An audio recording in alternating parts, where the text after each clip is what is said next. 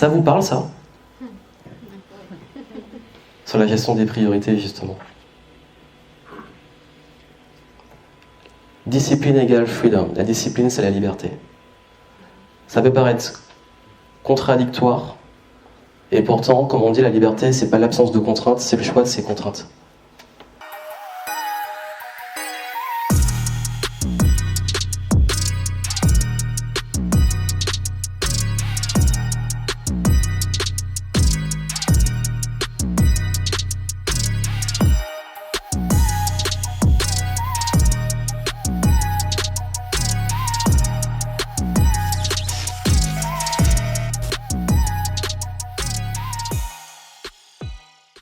Et quand vous avez un maximum de discipline, bizarrement, on devient plus libre.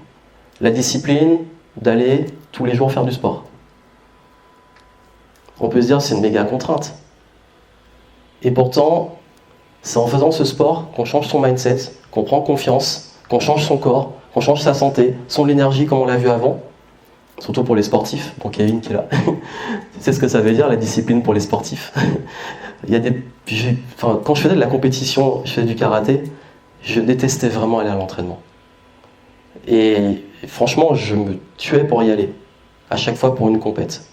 Et je me suis rendu compte que c'est à chaque fois les moments où j'avais le moins envie d'y aller que je passais le plus de cap et que je progressais le plus. Et en business, c'est pareil. Si je dis fais un contenu par jour pendant 30 jours, beaucoup ça va leur faire peur. Et bizarrement, chez certains, c'est ça qui fait décoller. Par exemple, Antoine, tu t'es lancé un gros challenge là, sur les vidéos. Le fait de... En 2012, j'ai fait un article par jour pendant 1 an. 2013, une vidéo par jour pendant 1 an. 2014, un podcast par jour pendant 1 an. 2015, j'en ai eu marre, j'ai arrêté. Mais ça a créé ma liberté, justement. Et c'est vrai que la discipline, si vous arrivez à vous discipliner, à plutôt choisir une contrainte, justement, vous la choisissez plutôt que la facilité, sur le long terme, ça fait le fameux effet cumulé, qui cumulé, va rapporter des résultats.